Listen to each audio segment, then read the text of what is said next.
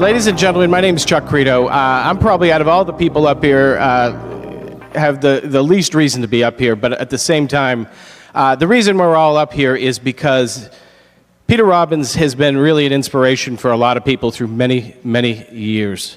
I first met him in 2012. He came down here to New Hampshire for a local organization. I immediately hit it off with him because, as many of you are about to learn, if you've never spent time with Peter, he is a humanitarian above all and else. He sits with people he doesn't know. He listens. He helps so many people process what's going on. But the best part is all the stories he has to share and the time that he spends with people. So I'm up here really because I think it's important that we honor our MC this year, Peter Robbins, and I'm going to continue to pass the mic down, and maybe we can give him a big round of applause this year.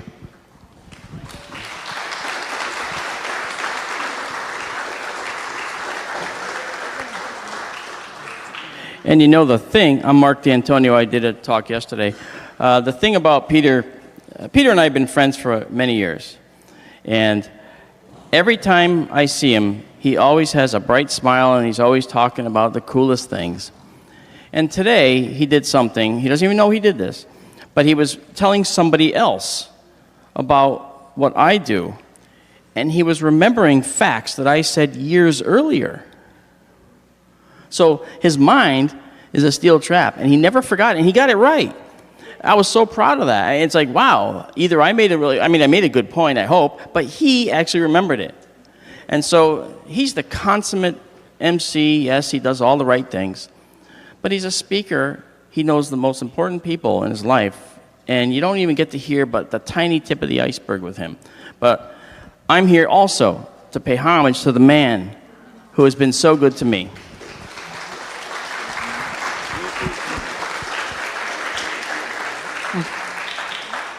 I've known Peter since the 1990s when he was speaking nationally and I was still raising children and not able to get out to speak on more than a local level. I was very impressed by Peter's ability to stand in front of the audience and to speak so articulately and so intelligently. And as I got to know Peter over the years, he came, he met my family. My father lived in Newburyport, Massachusetts. He came to our house there and was so kind to my father. My father loved him, and he talked about his own father, who was elderly as well.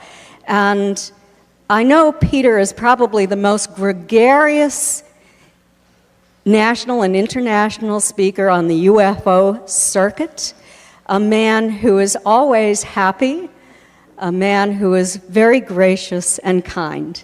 And I'd like to give him a big hand and a big thank you for being Peter. I think it's really important. Dean Merchant and his wife Pam years ago started this festival, and they gave it over to the Kiwanis due to health issues. But one thing that you need to understand that I forgot to mention about Peter is he was instrumental in helping Dean get this together 9 years ago. In fact, I think it could be argued that if it wasn't for him, no one would be here today. He played that much of a role early on in helping mentor Dean in getting this done. And for those of you who noticed, Dean was here earlier today. It was great seeing him, but he couldn't be here for health issues. As well. He's also been involved in doing other conferences, like at the Experience or Speak conference, and he's been very active in McMinnville and in Leominster. So a lot of small conferences get a lot of either start or support or push from Peter, and that he helps them figure out. Also Pine Bush, he helped to get the Pine Bush conference started. So we have a gift for him as a thank you for the recognition that we all have for Peter, and it's a signed poster, which, if any of you were present last night, we auctioned one of these off for $250. So this is a gift to Peter from all the speakers. Now, I get to add a few words that I ditto everything that everyone else said.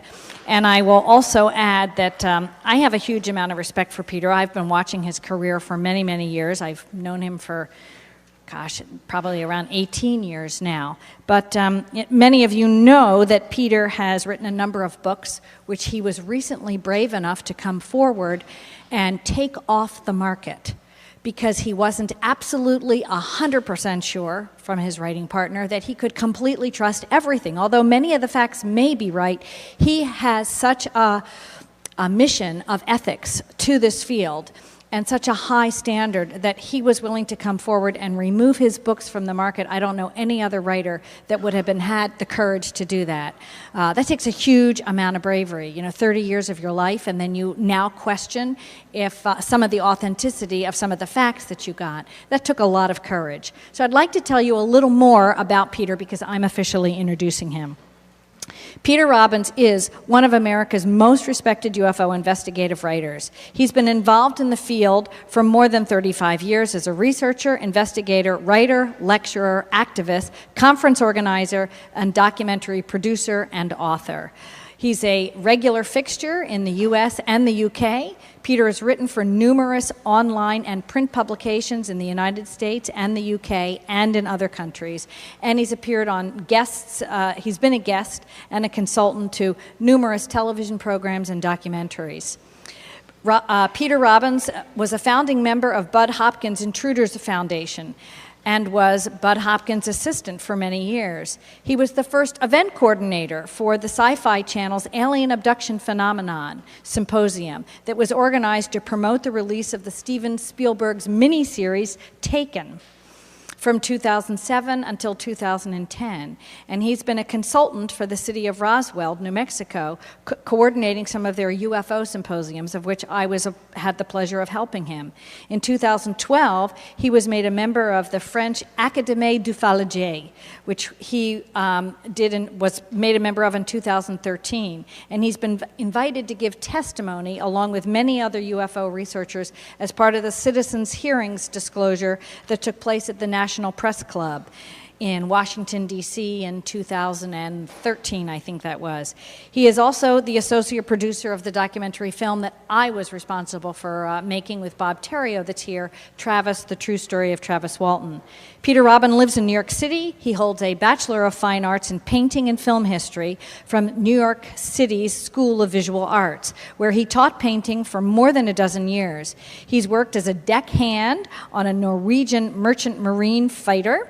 He was also a studio assistant to an abstract expressionistic painter named Adolf Gottlieb. He's been a house manager for many New York theaters and repertory companies in New York City. And he has been a crisis intervention volunteer and a shift supervisor for the Samaritans International in New York City. Peter Robbins is an experienced New York City tour guide and a world traveler, an accomplished photographer, and a recipient of both gold and platinum records for art direction. Please join me in giving a warm welcome to Peter Robbins.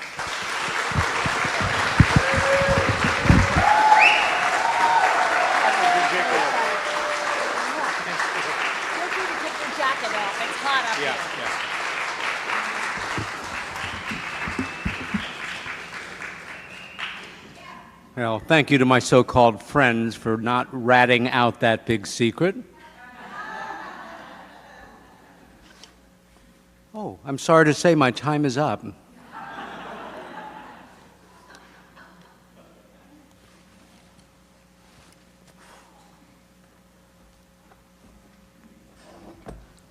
Wow.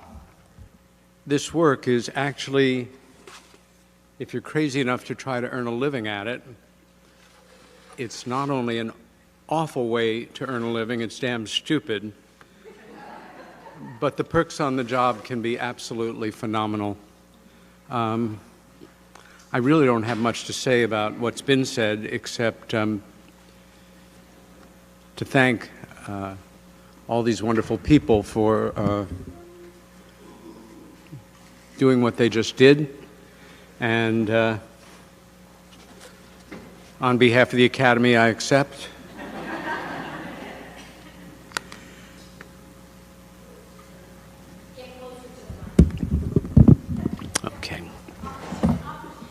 Okay. This talk that I'm going to give is not one that a subject that I would have originally gravitated toward.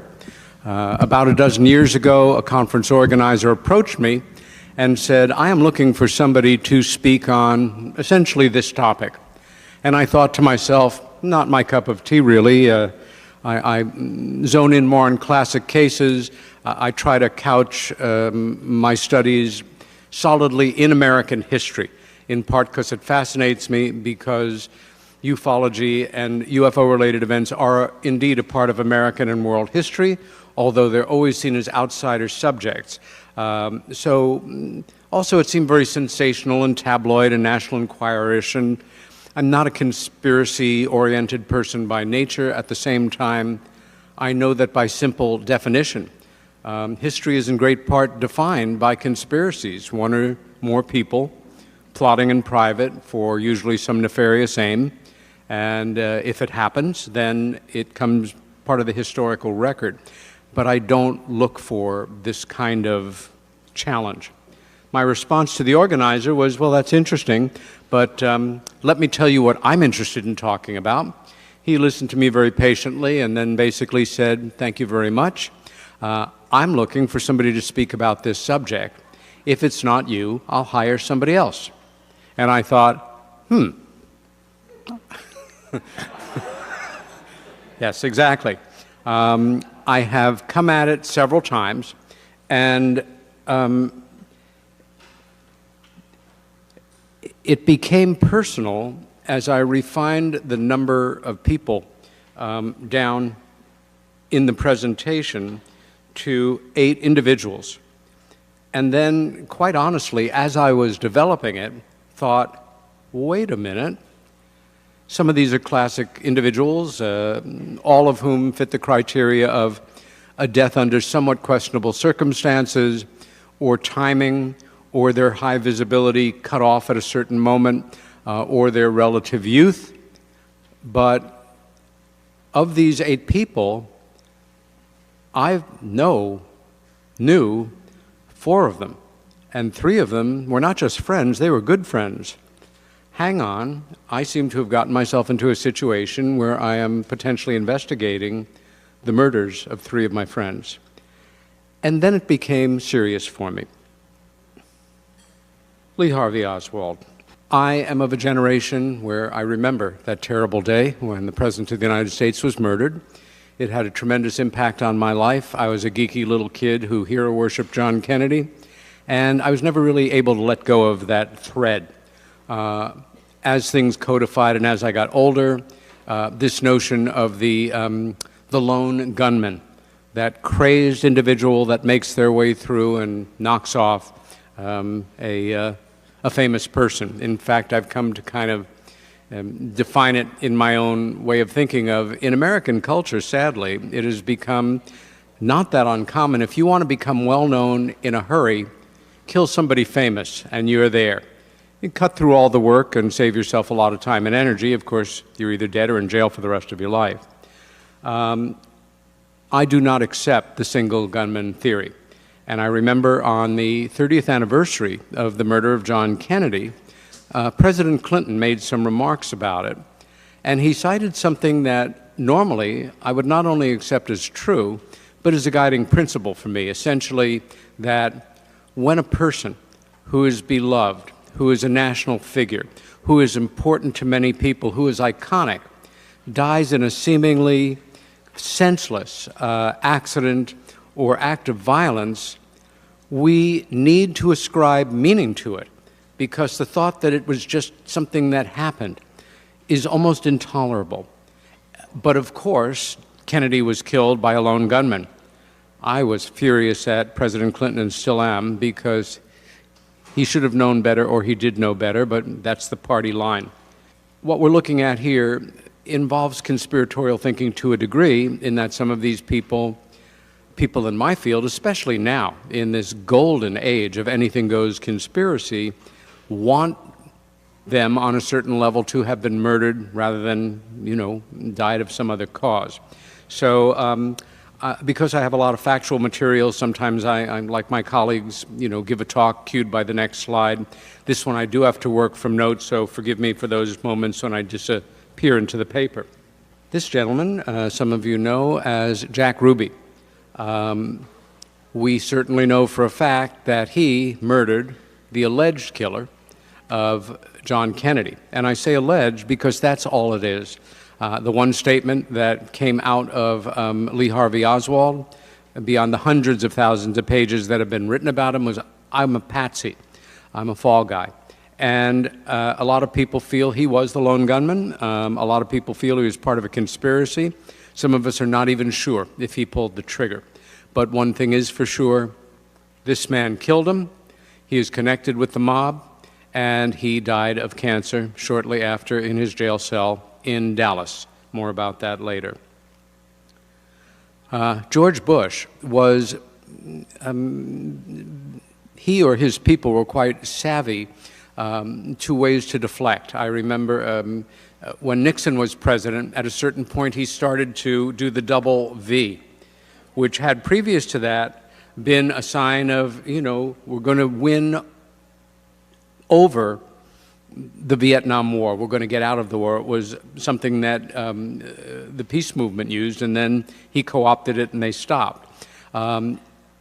Early on in his presidency, he began to use the phrase conspiracy theory to put down people who were coming at him and make them seem silly rather than him take responsibility for certain things that he said that proved untrue later.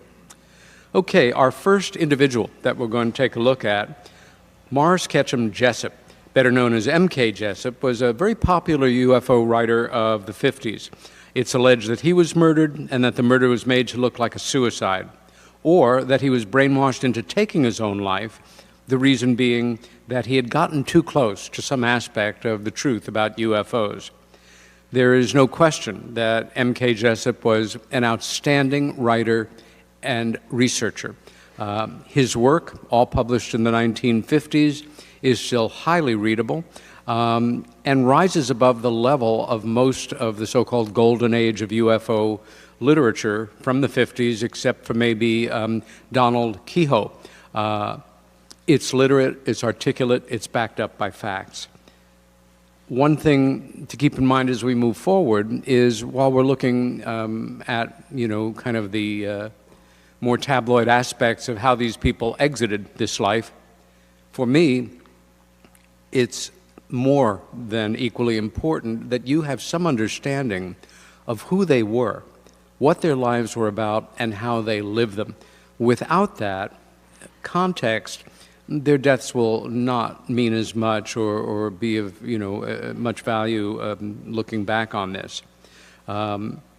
Jessup's professional credits were varied and impressive.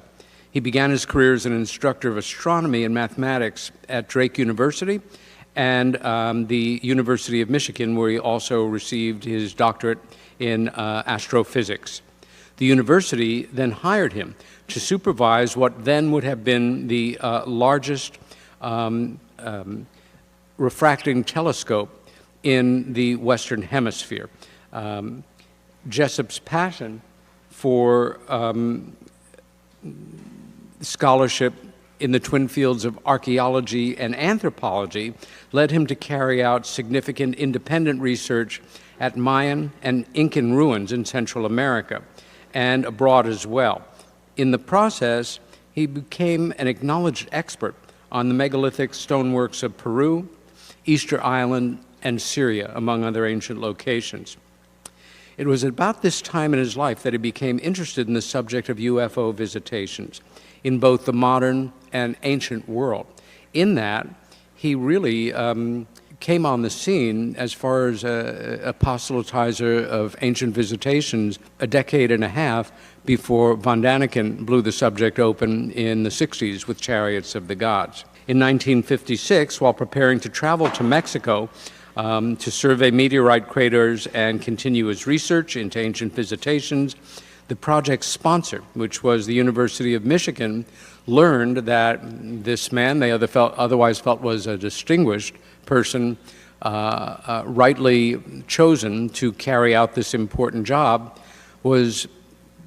took UFOs seriously, and they fired him. His related UFO writing now bringing in very little income, Jessup decided to self-publish his books, but he was not a very good businessman. It fell apart. 2 years later, he and his wife separated. The stress in the marriage, as happens in certain cases where you have a partner who becomes dedicated or even obsessed with a mission, can fracture the bonds of even a very deep, loving marriage, and that's what happened to him. He moved back to his home state of Indiana, where he worked as an editor and pursued his growing interest in psychic phenomena. This wonderful gentleman is Ivan T. Sanderson. Sanderson began his career in the late 1930s as a large mammal biologist, writing about jungle cats and the like. I would have loved to have met him. A gregarious guy, a brilliant writer, and smart as a whip. Somewhere along the line, he became interested in UFOs and wrote two very outstanding books, Invisible Residents and Uninvited Visitors. Invisible Residents is the first book dedicated to underwater UFOs, a subject that is now of great interest, and we know of even greater interest to the United States and other navies.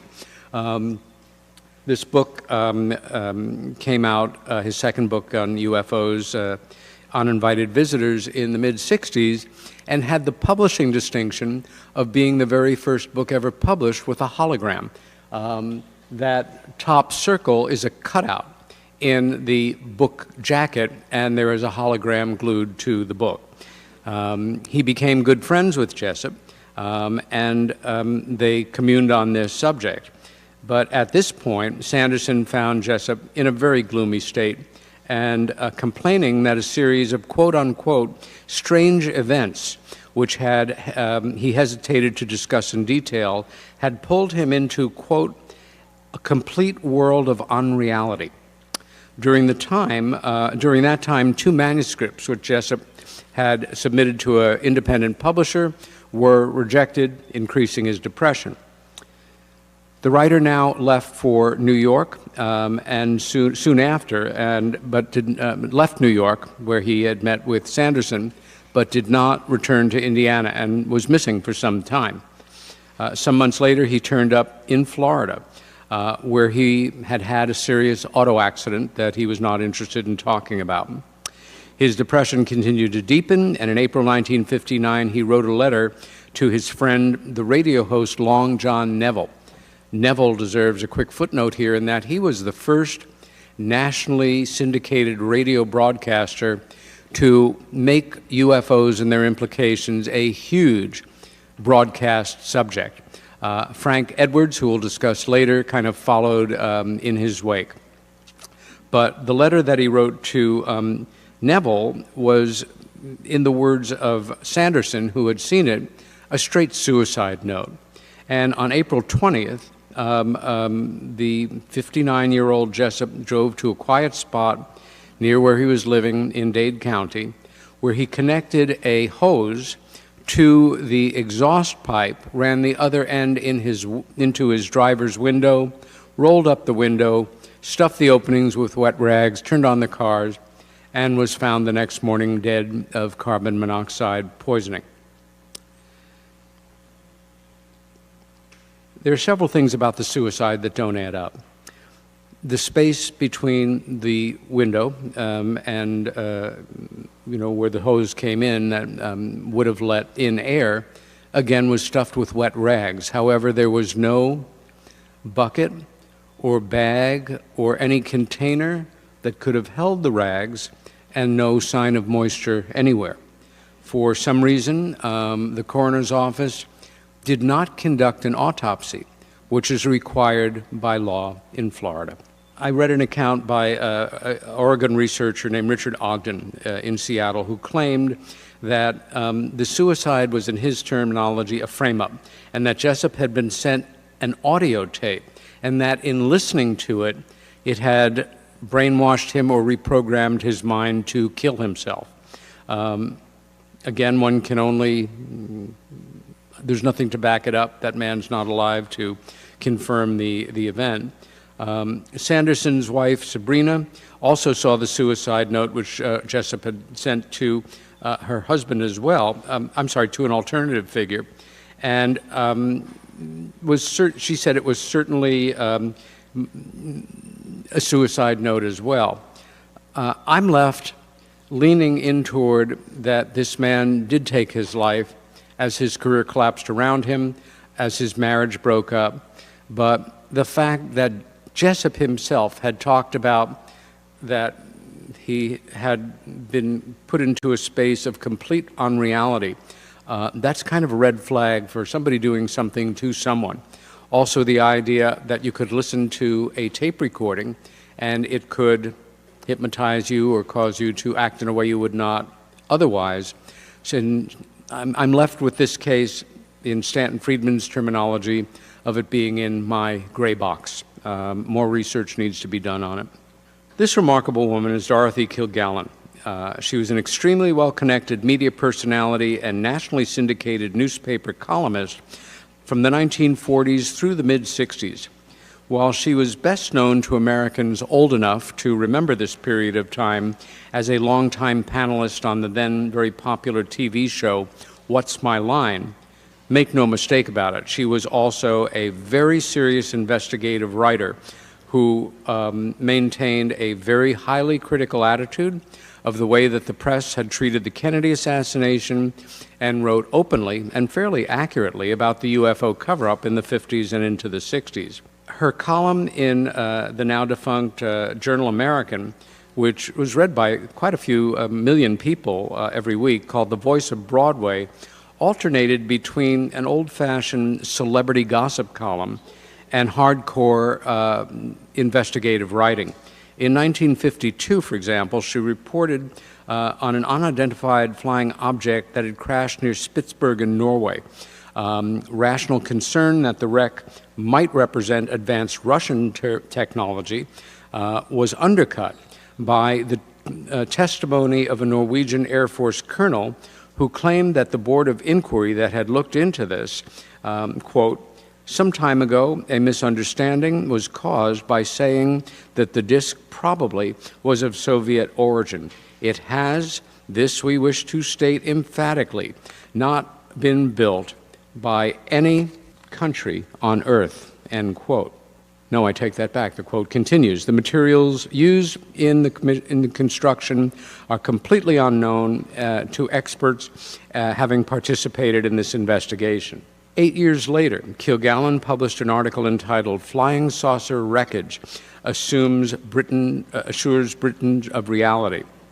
It appeared in May 23, 1955 in London's International News Service and was picked up by numerous newspapers there in the Great Britain and abroad, including the Los Angeles Examiner.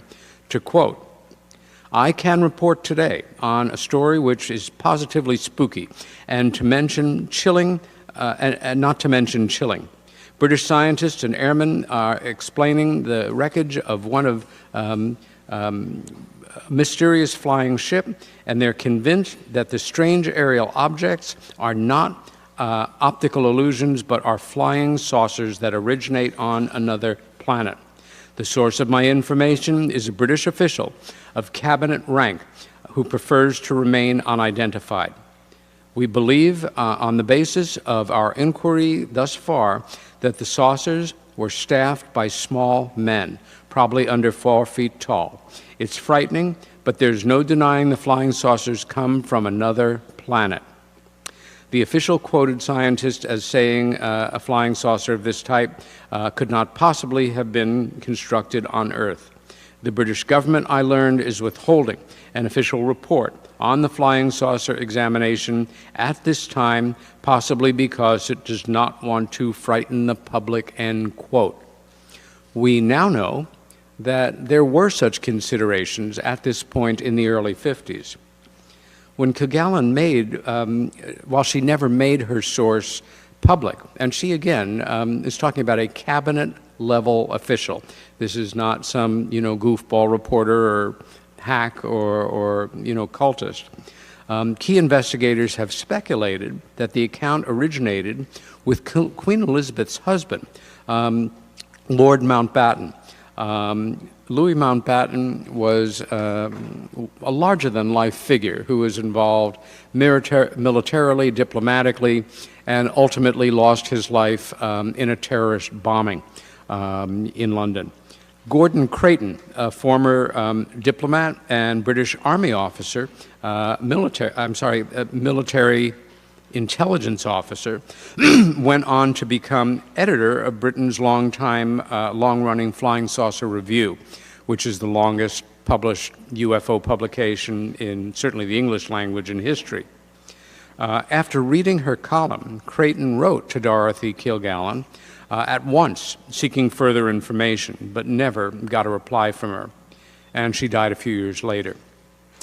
We can take it as certain that she had been effectively removed, was Creighton's comment after Miss Kilgallen's death was reported. Additional support for this account can be deduced from a statement issued at about this time by Britain's Air Chief Marshal Lord Dowling, who said in part, quote, "I am convinced that these objects do exist and that they are not manufactured by any nation on Earth."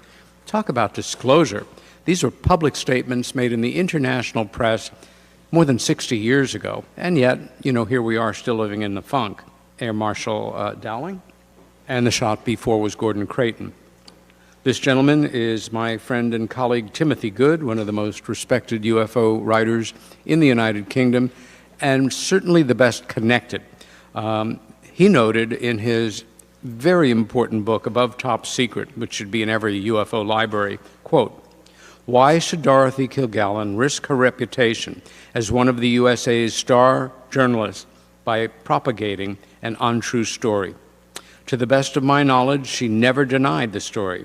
Furthermore, a number of similar stories from reliable sources have surfaced over the years, not all of which can be discounted, however absurd they may sound," end quote. John Fitzgerald Kennedy. Following the assassination of President Kennedy, Dorothy Kilgallen was one of the very few American journalists, not just with the intellect, the curiosity, but the flat-out courage to reject the lone gunman theory that Lee Harvey Oswald had acted alone. She also, and I have no idea how, became the only journalist to talk her way into Jack Ruby's jail cell and interview him. The interview and other factors convinced the reporter that the president's murder was the result of a conspiracy about which she laid her thoughts out in a series of columns, even publishing the text of Ruby's classified testimony before the Warren Commission. Unfortunately, Kilgallen was very public about the fact that she was saving her best material, including the interview with Ruby and other damning material, for a book that she was writing. That may have sealed her fate, because on November 8th of 1965, she was found dead in her bed in her Manhattan apartment. However, there was a book propped up in her lap, and it was upside down. She did not have her reading glasses on and could not have read without them. She was wearing a sweater over her nightgown, which she would have never done in a room where it was warm enough. She also had her false eyelashes on, which she would have always taken off before bed. And although this may sound quirky, she had a big Manhattan apartment, had not slept in the master bedroom for years. She slept in a guest bedroom, and yet her body was found in that bed. Mark Lane, a pioneering JFK assassination researcher and author of the very important Plausible Denial, was convinced that Miss Kilgallen had been murdered and that the CIA might have been involved. Not surprisingly, the extensive files that Kilgallen had built up on the incriminating aspects of the Kennedy assassination were missing from her apartment when her body was found. Given this, these and other significant confirmed factors that are too long to go into, I am absolutely convinced that Dorothy Kilgallen was murdered. One can speculate that it had to do with her interest in and fairly accurate reporting about the UFO phenomena, but I think for the forces that be in the mid-60s in the United States intelligence community, that would have been backburnered. I think she was killed for what she was going to reveal about the Kennedy assassination. It's fair, though, to keep open speculation that it might have been influenced by the UFO factor. One of the two central figures in my investigation here that we'll be talking about, and one of my ufological heroes, is Dr. James E. McDonald. He was a highly respected atmospheric physicist who attempted to bring the subject of UFOs to the serious attention of both the American public and the established scientific community, much to the detriment of both his professional reputation and personal life. His lectures and writings, which are still available online and in print, ring with passion, insight, intelligence, and anger, and are as timely now as they were back then. He alleged that the members of the National Academy of Science and it's alleged that this member of the National Academy of Sciences, the American Meteorological Society, and the Institute for Atmospheric Physics was murdered, and that the murder was made to look like a suicide. This is the definitive biography on McDonald. It was written by the great Ann Druffel, California resident and now maybe the most senior living UFO researcher. It is superb. It's one of the finest biographies I've ever read, not to mention one of the finest UFO biographies ever written. James McDonald was born in 1920, earned a BA at the University of Omaha, an MS from MIT, and his PhD at Iowa State University. His investigative specialty was cloud physics, but a wide-ranging curiosity led him into other areas of scientific inquiry as well. On a drive through Arizona in 1954, he and three friends had a UFO sighting. It was not life-changing for him, but it was something that he continued to think about, and he did make an official report to the United States Air Force on the proper forms. Never heard back from him. In 1958, however, he began investigating the subject very quietly but in earnest, and affiliated himself with the now defunct National Committee on the Investigation of Aerial Phenomena, aka NICAP.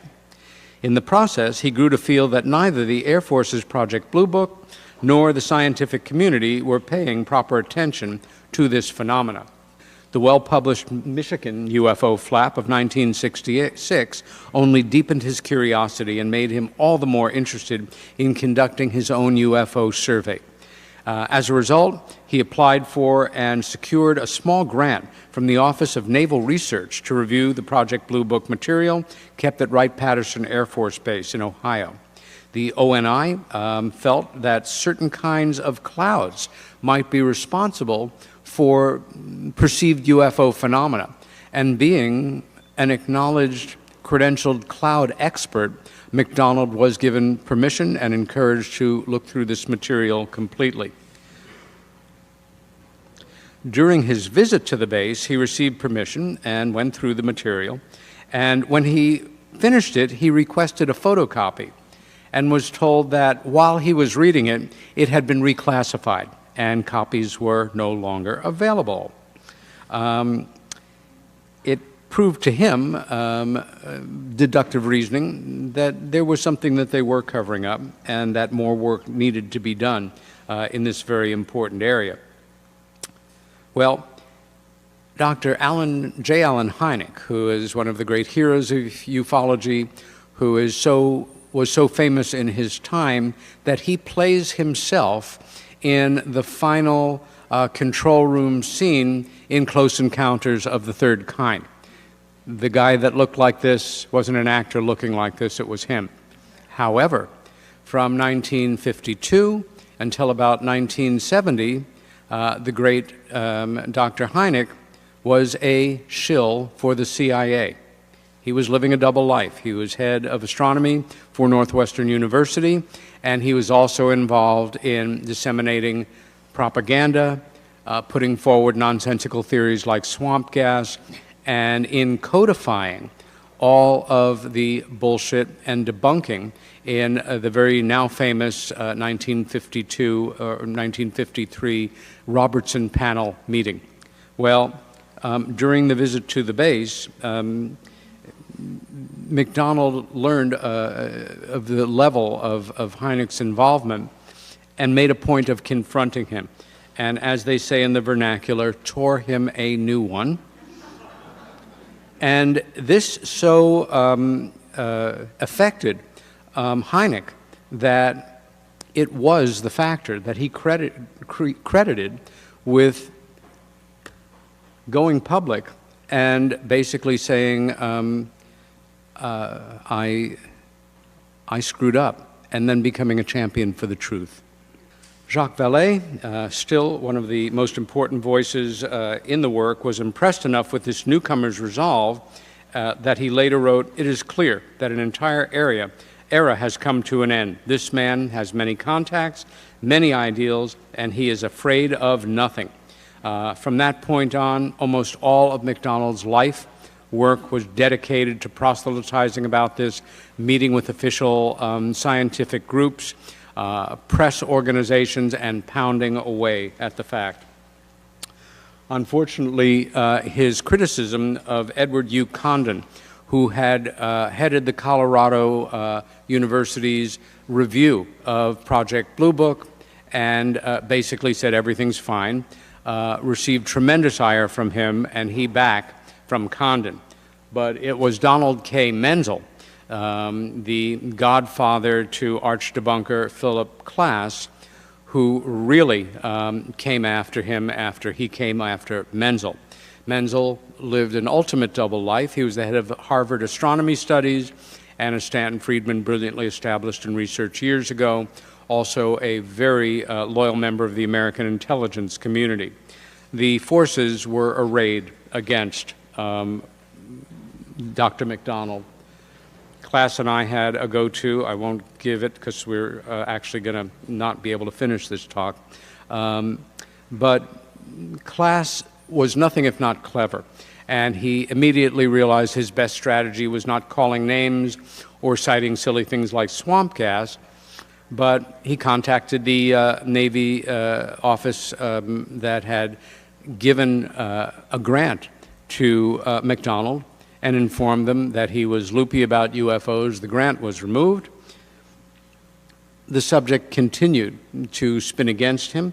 In 1970, McDonald was invited to testify before the Senate on hearings about what was called the SST, the supersonic transport, which in fact was the Concorde. And he was talking about the potential for pollution in terms of cloud physics. But when the congressional representatives sitting in on this discussion learned that he thought flying saucers and little green men were real, he was humiliated and brought into a level of, I guess you would call, clinical depression. At this point, his wife, who had been tremendously loyal to him, he had estranged her for several years, just obsessed with this subject.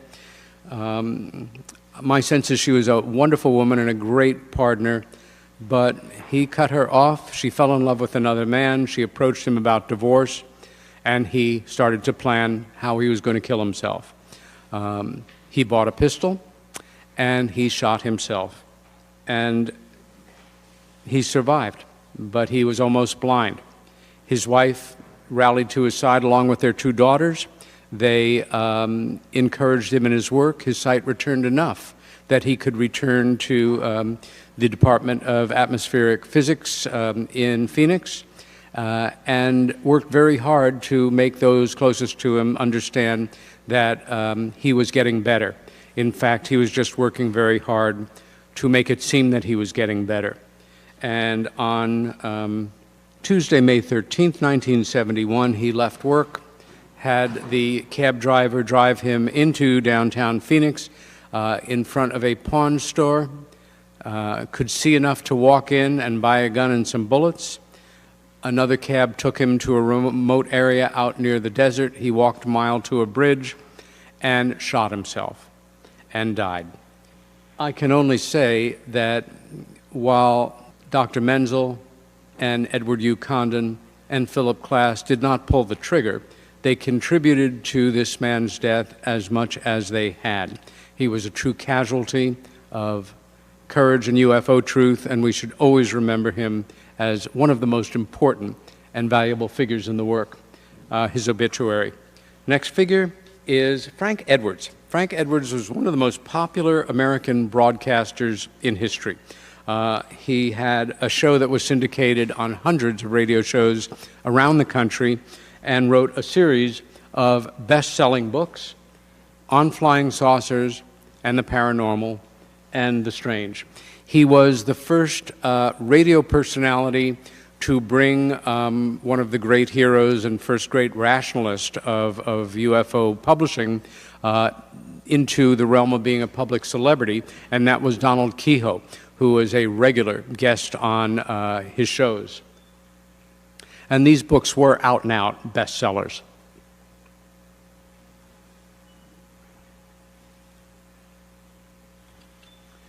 Okay.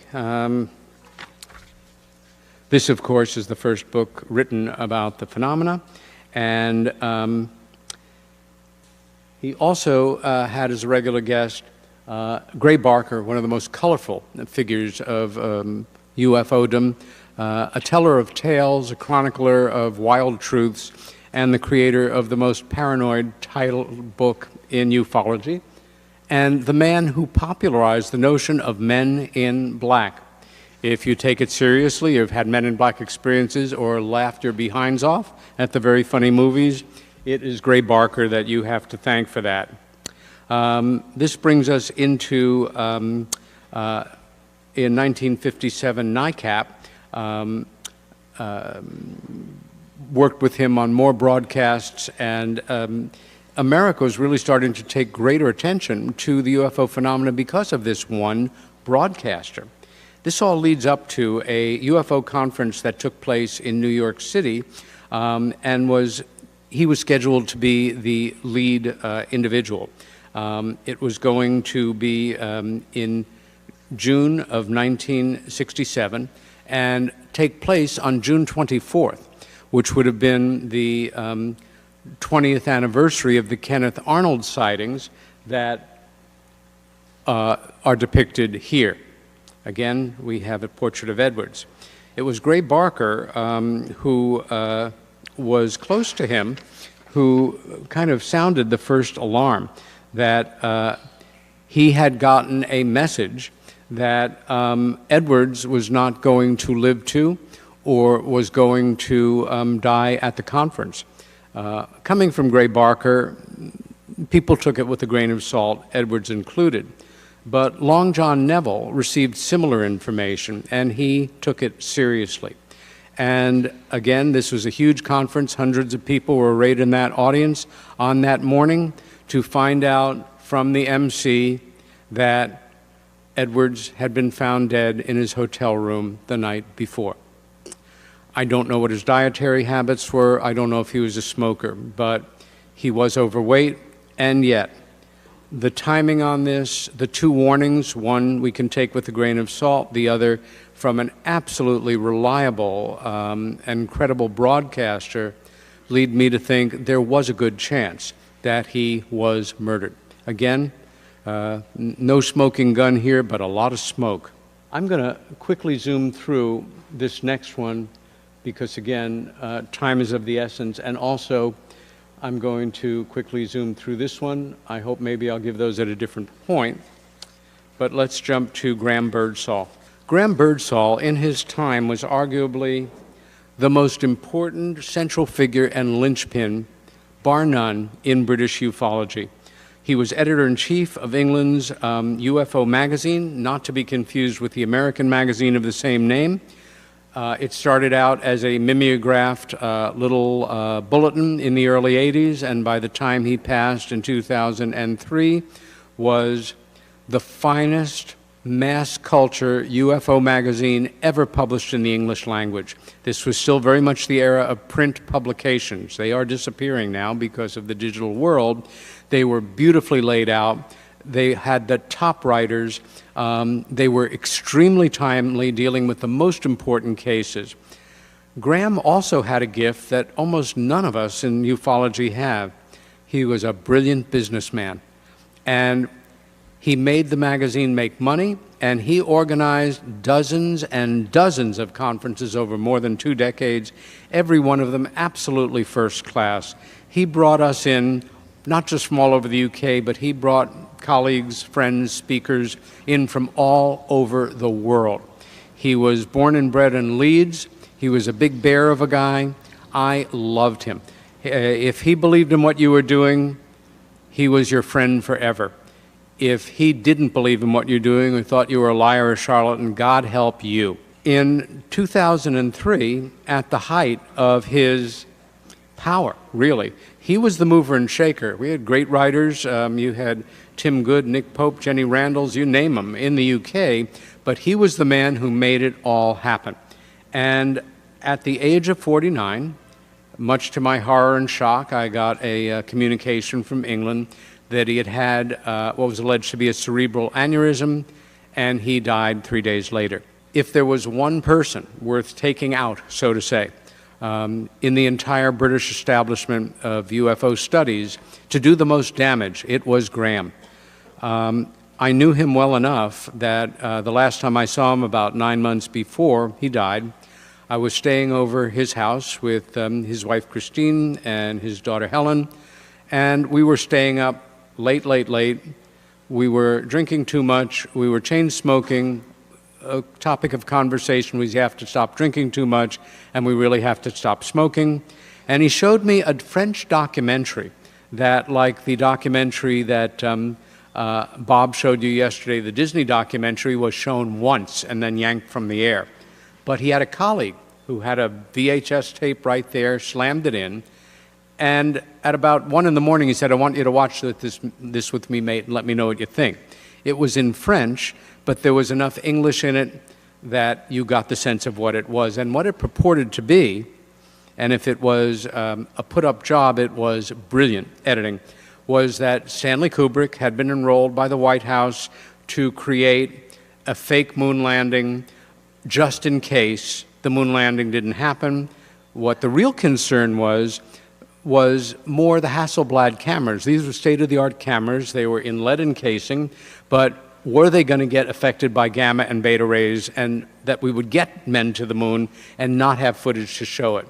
Nixon, a textbook paranoid, may well have commissioned such a thing, and nobody better than Kubrick. Set him up in a big sound studio in the Southwest, unlimited budget, and I fully believe that this happened. I should say I also believe that one of the main reasons that there is such a ferociously active "we never went to the moon" campaign is that some of the stills of the set actually have wide enough frame, I've seen, to show ceiling lights and to show problems with the shadows. Case closed on that. But the film was brilliant, and it opens in a green room with Henry Kissinger, National Security Advisor to George Bush Sr., Brent Scowcroft, a pantheon of major heavies going back to the 90s, and they're talking, and then they cut to footage with Stanley Kubrick's widow. I was mesmerized, and when it was finished, he said, what do you think? I said, I think it may be real, but it could be a put-up job. He said, that's what I feel. I'm going to keep studying it, and I'll publish the results and I'll let you know beforehand. And a few months later, he called me in New York and said, I've established it. It is a fake. Thanks for hearing me out. Why do I think that Graham wasn't murdered?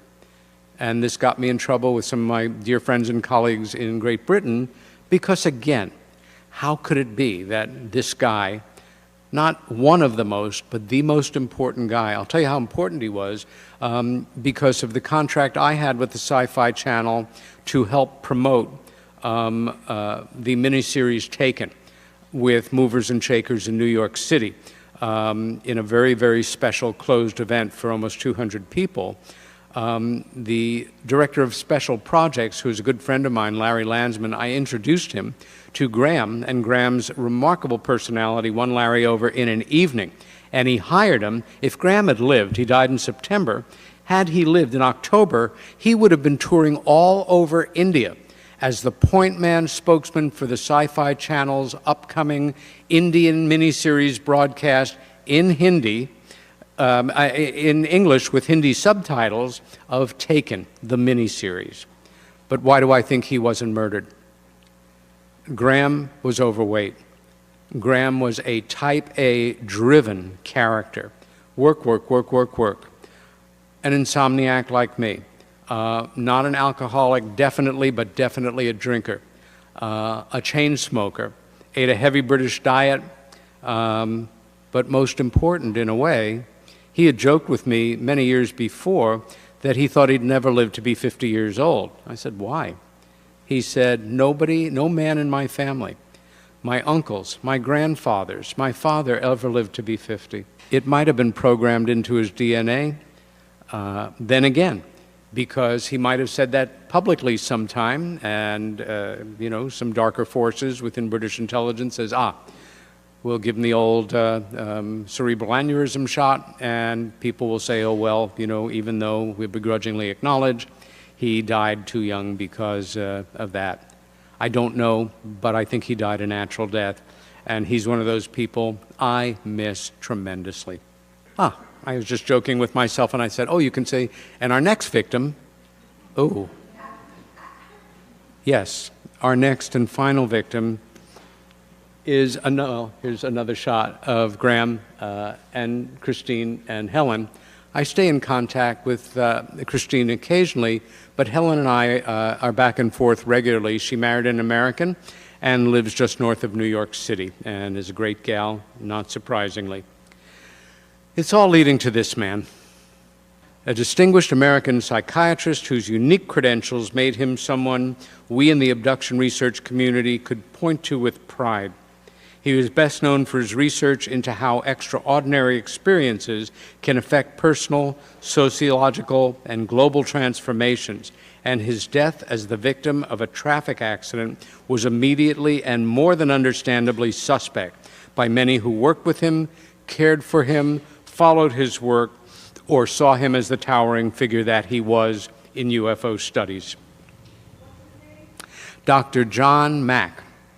Dr. Mack was a professor emeritus of psychiatry at Harvard College. He was the founder of the psychiatric wing of Cambridge Hospital, outside of Boston. He was a Pulitzer Prize-winning biographer. He wrote a biography of T.E. Lawrence, a psychiatric biography of Lawrence of Arabia, and received a Pulitzer Prize for it. Some years before I met John, I knew who he was in a completely other way.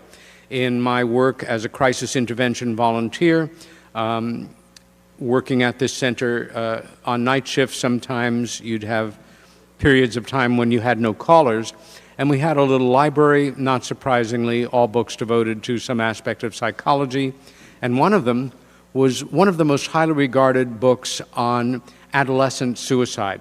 And I read it over the course of quite a number of evenings. I was very impressed with it, but the name John Mack didn't mean anything to me then. It did a few years ago when he showed up at Bud Hopkins' studio to meet this painter who allegedly felt that aliens were abducting human beings. And as a psychiatrist, oh boy, this was somebody he sure wanted to meet. But learning that this irreplaceable individual just happened to be mowed down by a drunken driver as he crossed a street did not sit well with me and with a lot of other people. John came from a very socially connected, well-to-do, Fifth Avenue Jewish society family. He knew everybody, he went to the right schools, he was comfortable in any situation, formal or informal. He was gracious, gregarious, scholarly. I sometimes used to think of him as a brain on sticks, like Ichabod Crane, somebody who was so intellectual, so many important thoughts that they were hardly aware that they lived in a body.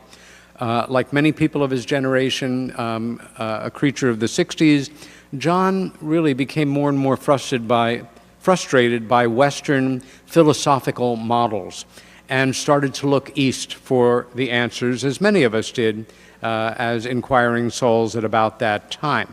And in fact, I think it affected his work in abduction studies tremendously, where Bud Hopkins and David Jacobs saw a darkness, saw the problems, saw the trauma it caused people. I know with Bud that it was not a predisposition or an agenda. It was just that the huge majority of people that showed up to work with Bud over the years had been traumatized by their experiences. It's the way it was. Certainly some of these people showed up when John became a public figure, but his interest, his passion, his desire in the work was not that. There were other people to work with these people. He took them seriously. He treated them with respect. His focus was how can extraordinary human experiences, epitomized by the abduction experience, be positively transformative. And what a noble goal that was.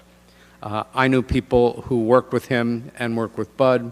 I visited him in Boston, and at a very great point in my career in 1998, when I was a best-selling author and getting an awful lot of kudos, he said, "I want to get you a job speaking at Harvard."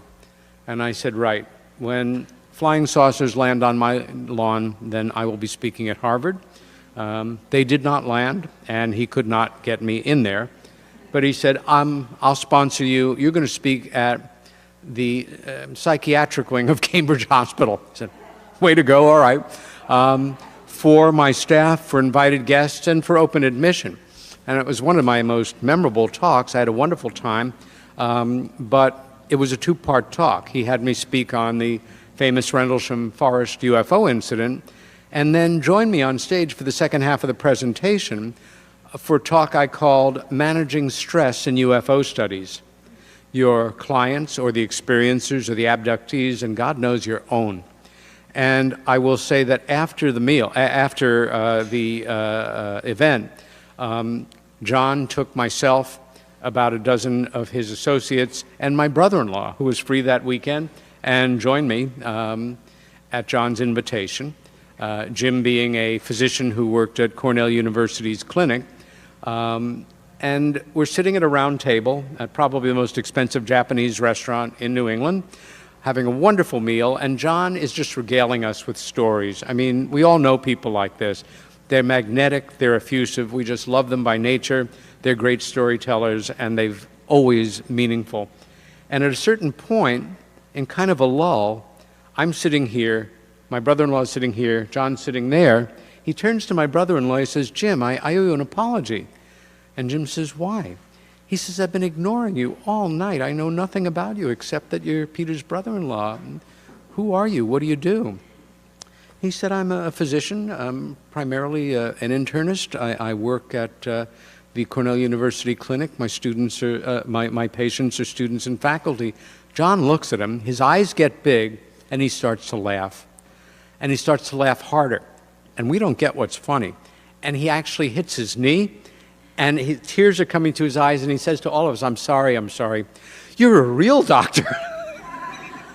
That was John Mack. John's interest in UFO abductions was sparked by this meeting he had with Bud Hopkins in 1992.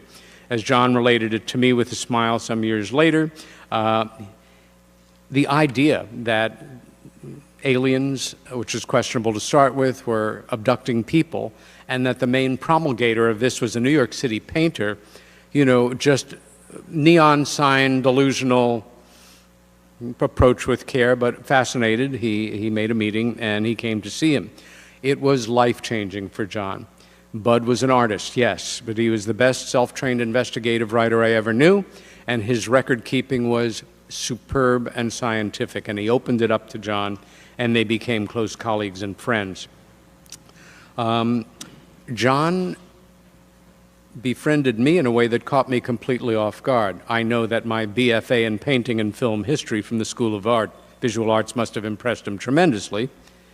But the fact that a man of his stature treated me with such respect because I was Bud Hopkins' assistant, because I've been doing the work for years, because I knew something about it firsthand from growing up with a sister who had had these experiences. When he finished his manuscript for his important book, Abduction, he gave copies to several people to read, to find errors. It had obviously already been professionally proofed.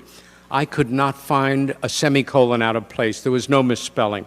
It was a flawless manuscript except for one thing. He used pseudonyms for all the people in the book except one. And I knew who it was. And it was a very special case involving, without going into any detail even now, a very ugly court case revolving around custody of an individual. And had this come to public knowledge about this individual, it could have been horrifically ugly. He was so thankful to me for finding that one error in the book. He inscribed my copy of the book for Peter, our #1 sleuth. Now, I knew what it was in reference to, but do you think that has stopped me from using that quote over time and saying, this is what John Mack thought of me? Bud and John disagreed on certain things, but there is no question that they were absolutely devoted to each other. And their dialogue at Faneuil Hall in Boston on the abduction phenomena is still the finest exchange recorded between scholars on this often exaggerated, misrepresented, terribly complex and debased subject that exists out there. I think it's probably somewhere on YouTube, and I've listened to it a number of times and been tremendously impressed by it. However, shortly thereafter that John became interested in the subject, Harvard, as distinguished university, and I'm sure full of very self-important administrators, was horrified as more and more national then international attention, not to John Mack, Pulitzer Prize-winning psychiatric biographer of T.E. Lawrence, but John Mack, alien abduction researcher, was brought to bear and shown a light that they considered unwelcome on their university. And so, I think it was in 1994, John became, it was the first time since Timothy Good was censured and lost his bid to stay a faculty member, was kicked out. John came back with guns blazing, with a very good lawyer and proof to spare, and Harvard welcomed him back with open arms. The exchanges between him and Bud at that point were, I'm back, but boy, I couldn't believe what they put me through, essentially. Me and Bud at some point. Great shot of Bud and John. Okay, this is the New York Times coverage of it. So this brings us to the day in question of September 27th, 2004. John had traveled to England to lecture for the T.E. Lawrence Society, gave a talk early in the day that was so well received, he was asked to give another talk later in the day. And he was crossing the street to, as I recall, have something to eat. And as he stepped into the road, a drunken lorry driver came roaring around the corner. I don't want to get too graphic here, but he hit him so hard. John was dead in the air. There's no question in my mind. The lorry driver was on his 5th suspension. I, at the time, was less than 50 miles away. I was in Suffolk, and I had just called Nick Pope, a friend who I was going to be staying with in London, and we had kind of a banter sense of humor, and I said, he picked up the phone, his classic posh English voice, and I said some wise guy remark, and he was absolutely quiet for a moment. He said, you haven't heard. John Mack was just killed by a drunken driver. I was floored. I was horrified. My first thought was, oh my God, he was murdered. He was murdered. When I got back to the States, I made it my business to do as thorough as an investigation as I could. I got hold of all the court records. I got hold of background information on the driver. I got the schematics for the location. I visualized a Manchurian candidate situation with a drunken driver waiting over here for maybe the possibility that Mac was going to cross the street at a certain time, with, say, a 3-person support intelligence team on the roofs with earpieces, with mics. It couldn't have been engineered. It couldn't have been done. You know what happened? I've been to England 25 times, I'm sure, and I still sometimes look the wrong way when I cross the street. This has become such a problem that some years ago, not every street crossing, but almost every street crossing in every city in the UK, that's a wonderful letter that he wrote to Bud. Now that the matter of Harvard's questions about my work have been resolved amicably, I want to thank you for your help in the process. It meant a lot to me personally, and I believe for enabling the further exploration of understanding of the abduction phenomena. With best wishes, and then a line through it that says love. But the book, promo for my talk at the hospital, John again, London. This is what is now painted on the street corners. Look right, not left. I don't believe John was murdered. I believe it was a damned freak accident.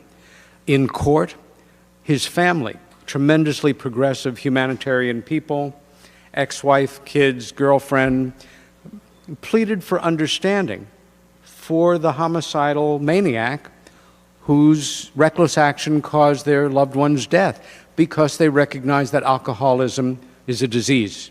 True enough. The judge, and myself included, were not nearly as enlightened. He went to jail, but due to some very liberal guidelines in British sentencing, I think he was out 18 months later. But when all is said and done, with John, with Graham, with the people that I've gone through here, in the most cursory manner, the real question and the real thing to remember is not how they died, but how they lived. What they did with their lives, what they achieved, the impact they had on other people. If we all become obsessed with how we're going to be checking out of this world, it's going to be a pretty sorry state. There's a wonderful old Sicilian proverb that I've heard in Sicilian, and it's so beautiful and poetic, Sicilian dialect, but in English it's pretty good, which is, living well is the best vengeance. Living well is the best revenge. So live well. Enjoy yourselves. Be courageous. If you're involved in this work, just coming to conferences every once in a while, keep doing it. Educate yourself. Educate your friends. If you're in the trade, so to say, keep up the good work. I think the forces that be are much better served by sending people like those we've discussed, myself, my colleagues, lots of vitamins. Because if we were taken out, and it seems like it might be a dark scenario, attention will be drawn that is unwanted. Thank you for your attention and your time.